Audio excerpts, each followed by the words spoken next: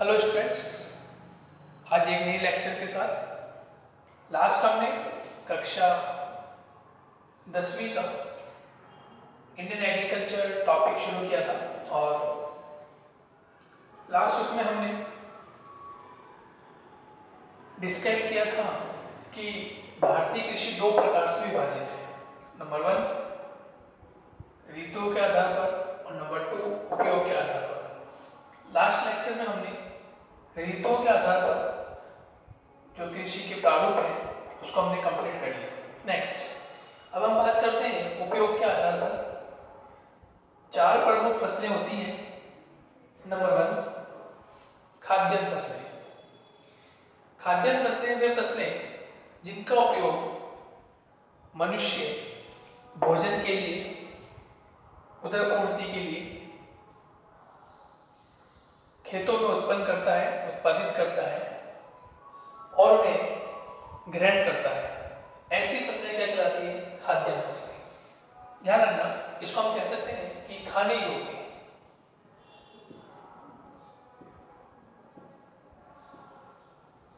कौन सी फसलें? खाने योग्य। वे फसलें जो खाने योग्य हैं, जिनका सेवन किया जा सकता है, ऐसी फसलें गेहूं, चावल, बाजरा, मक्का। मुख्य उद्देश्य ध्यान रखिएगा, मुख्य उद्देश्य क्या है? खाने योग्य। फॉर एग्जाम्पल गेहूं है, चावल है, बाजरा है, मक्का है। आप ध्यान रखिएगा कि इस तरह का क्वेश्चन आपसे पूछा जा सकता है कि कौन सी फसलें खाने योग्य हैं, उसके आप थोड़ा बताइए। नेक्स्ट बागानी फसलें। ऐसी फसलें जो किसी बाग में उत्पादित की जाती है, जिसके लिए बड़े बड़े बागों की आवश्यकता पड़ती है या कहीं ना कहीं किसी रूप में ढलान वाले क्षेत्रों की आवश्यकता पड़ती है जिनमें पानी की आवश्यकता कम होती है। ऐसी फसलें क्या कहलाती है? बागानी फसलें। फॉर एग्जाम्पल चाय, कॉफी, रबड़, सिंकोना। ये इस प्रकार की ऐसी फसलें हैं जो किसी बागान विशेष पर की जाती है। चाय के बड़े बड़े बागान होते हैं, उन पर इस प्रकार से चाय, कॉफी, रबड़ या सिंकोना प्रकार की बागानी कृषि की जाती है। नेक्स्ट उद्यान फसलें। उद्यान फसलें ऐसी फसलें जो बड़े बड़े बाग बगीचे में जिन्हें हम उत्पादित कर सकते हैं, फल व सब्जियां, इस प्रकार की फसलें उद्यान फसलें कहलाती हैं। और लास्ट है 4th नंबर व्यापारिक फसलें। ऐसी फसलें जिनका उत्पादन कर हम व्यापार कर सकते हैं, जिनको हम बेचकर कुछ अर्निंग, कुछ मूल्य प्राप्त कर सकते हैं, उन्हें हम कहते हैं व्यापारिक फसलें या औद्योगिक फसलें। इसको हम एक नाम और देते हैं नकदी फसलें। इसको हम एक नाम और देते हैं नकदी फसलें। इससे हमें बेचकर कुछ मूल्य प्राप्त होता है जो किसी भी देश की अर्थव्यवस्था को चलाने के लिए सहायक होता है। ध्यान रखिएगा, तंबाकू, अफीम, गन्ना, जूट, कपास। तंबाकू, अफीम, गन्ना, जूट व कपास, ये फसलें कैसी फसलें हैं? व्यापारिक औद्योगिक फसलें, इन्हें नकदी फसलें भी कहते हैं। उद्यान फसलें फल व सब्जियां। बागानी फसलें चाय, कॉफी, रबड़, सिंकोना। देन खाद्यान्न फसलें जो खाने योग्य होती है, इनमें गेहूं है, चावल है, बाजरा और मक्का है। ये उपयोग के आधार पर। क्वेश्चन ध्यान रखिएगा, क्वेश्चन क्या बनेगा? उपयोग के आधार पर फसलों के कितने प्रारूप हैं? 4। खाद्यान्न, बागानी, उद्यान फसलें और व्यापारिक या औद्योगिक फसलें। ये मैंने पूरा डिस्क्राइब कर दिया है। यदि आपके क्वेश्चन आता है तो आप इसको फ्लो चार्ट में बना के भी लिख सकते हैं। आप इस तरह से फ्लो चार्ट बनाएं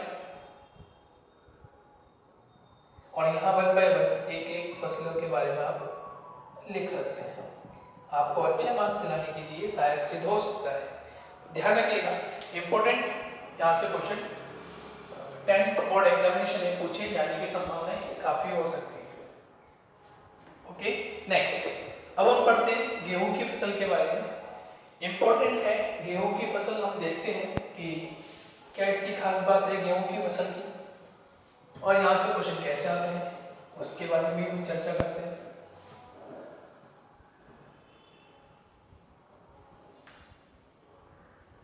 देखिए, नंबर 1 गेहूं की फसल के बारे में देखना है।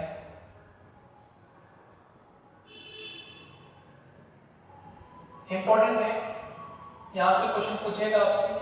कैसे क्वेश्चन पूछेगा अभी मैं बताऊंगा आपको। पहले हम बात करते हैं गेहूं की फसल की।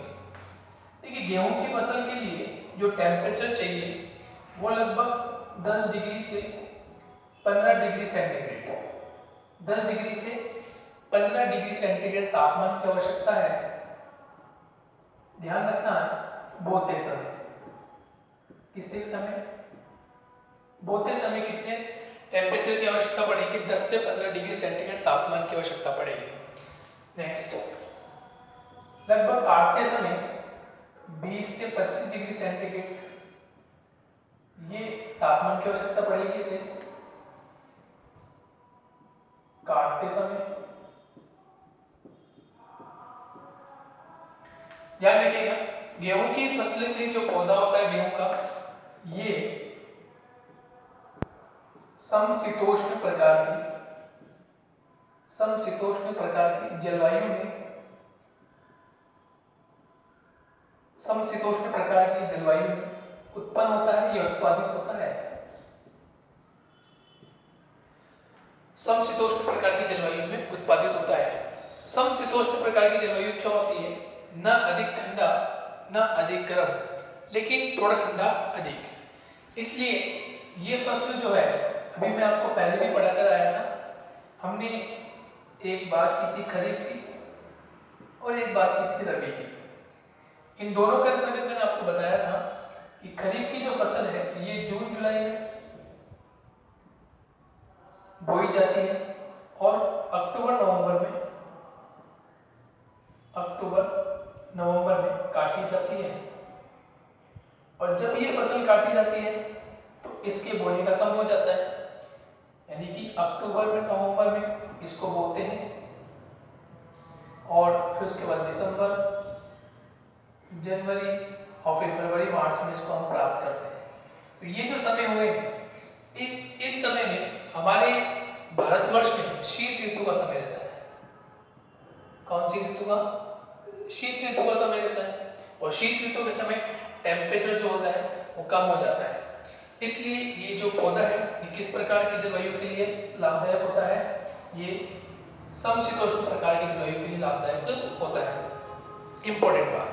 नेक्स्ट बात है, इसके लिए मृदा किस प्रकार की चाहिए, इसके लिए मृदा कांपी मृदा चाहिए,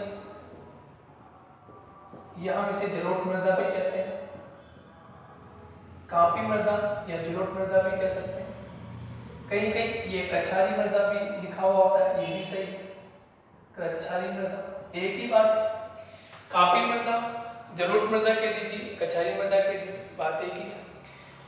कहीं कहीं इसके रूप में दोमट भी नाम लिखा होता है, दोमट प्रकार की मृदा, तो ये भी इंपॉर्टेंट है, आप इसका भी प्रयोग कर सकते हैं। कांपी मृदा सबसे ज्यादा उपयुक्त है, ये सबसे ज्यादा, और इससे ज्यादा उपयुक्त है जलोढ़ मृदा, इसका ध्यान रखना। मृदा, तापमान हो गया, मृदा हो गया। भूमि की बात करें तो समतल भूमि की आवश्यकता होती है, समतल भूमि।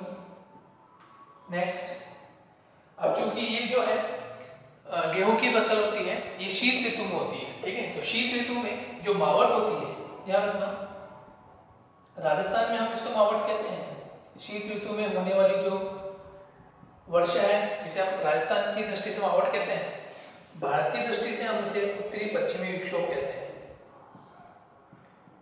उत्तरी पश्चिमी विक्षोभ, ध्यान रखिएगा, उत्तरी पश्चिमी विक्षोभ, जो कि भूमध्य सागर से पवनें चलती है और चलकर जब पूरा अफगानिस्तान पाकिस्तान को प्रवेश करती है और भारत में प्रवेश करती है तो ये जो वर्षा होती है उसे हम मावट का नाम देते हैं। ये जरूर ध्यान रखिएगा, इंपॉर्टेंट है। अब मावट जो होती है ये वर्षा के रूप में हो रही है, तो कम से कम हमें वर्षा की आवश्यकता होती है, यानी इसके लिए जो वर्षा चाहिए वो लगभग 50 सेंटीमीटर या 75 सेंटीमीटर वार्षिक वर्षा की आवश्यकता होती है, ठीक है। 50 सेंटीमीटर या 75 सेंटीमीटर वार्षिक वर्षा की आवश्यकता होती है, अधिक वर्षा की आवश्यकता नहीं है। ये कम जल में भी ये उत्पन्न हो सकती है, ये इंपॉर्टेंट है, ध्यान रखिएगा आप। दूसरा इंपॉर्टेंट बात ये है इसमें कि भारत का मैप बना हुआ है और भारत के मैप में हमें देखना है कि सर्वाधिक उत्पादित राज्य कौन से हैं जहाँ पर अनाज का उत्पादन सबसे ज़्यादा होता है। ठीक है, तो मैं यहाँ मार्किंग कर देता हूँ, बता देता हूँ आपको, ये ऊपर वाला मैं मिटा देता हूँ। देखिए राज्यों के नाम में देखें तो एक नाम आता है पंजाब का, ये ध्यान रखिएगा। एक नाम आता है हरियाणा का, एक नाम आता है उत्तर प्रदेश का। ये 3 राज्य बहुत महत्वपूर्ण हैं और 10वीं कक्षा के विद्यार्थियों के लिए अति महत्वपूर्ण बन जाता है, क्योंकि 10वीं कक्षा के विद्यार्थियों के लिए 5 नंबर का एक क्वेश्चन आता है जिसके अंदर मैप आपको फिल करना होता है।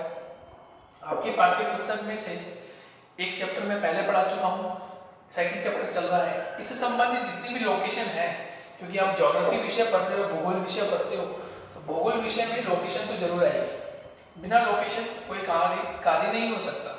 जैसे इसमें भी गेहूं को हम पढ़ रहे हैं तो आपसे क्वेश्चन पूछ सकता है कि गेहूं की फसल के बारे में तापमान, वर्षा और मृदा के बारे में लिखिए। तो आपको केवल 3 ही पॉइंट पे बात करनी है, 3 ही पॉइंट आपको कॉपी में लिखने हैं। जितना पूछा गया आपको गलत ना आंसर देना है। तापमान, मृदा और वर्षा, 3 बात लिखनी है। लेकिन यदि मैपिंग क्वेश्चन आता है और मैपिंग क्वेश्चन में यदि आपसे पूछता है पंजाब, आपसे पूछता है हरियाणा या आपसे पूछे उत्तर प्रदेश, तो आपको जो मैप आपको दिया जाएगा उसमें आपको सही ढंग से ये फिलअप करना है और आपको इंडेक्स में भी उसको बता देना है कि आप किस चीज़ को फिलअप करने जा रहे हैं। ये इंपॉर्टेंट बात है जिसके लिए आप विशेष ध्यान रखना। देखिए नंबर 1 पंजाब। अब पंजाब की बात करें, देखिए ये भारत का मैप आप परिचित होंगे, नहीं भी परिचित है तो मैं बता दूंगा आपको। ये पूरा जो भाग है पहले जम्मू कश्मीर राज्य कहलाता था, लेकिन वर्तमान में ये यूनियन टेरिटरी, केंद्र शासित प्रदेश हो गया है। तो इसका ये जो भाग है ये जम्मू कश्मीर यूनियन टेरिटरी कहलाता है और ये जो भाग है ये लद्दाख टेरिटरी कहलाता है। लद्दाख केंद्र शासित प्रदेश, जम्मू कश्मीर केंद्र शासित प्रदेश। इसी के जस्ट नीचे आएगी, यहाँ ये पूरा जो रीजन है ध्यान रखिएगा, इस रीजन को कहते हैं पंजाब। ध्यान रखिएगा पंजाब। और इसी के साथ में लगता हुआ एक रीजन और है यहाँ पर, और इसका नाम है हरियाणा। ठीक है, तो 2 राज्य का कंफर्म हो गए, पंजाब और हरियाणा। नेक्स्ट है उत्तर प्रदेश। तो यहाँ एक राज्य है, इसका नाम है उत्तराखंड। तो ये हमें मेंशन नहीं करना है, इसलिए मैं इसको हटा देता हूँ।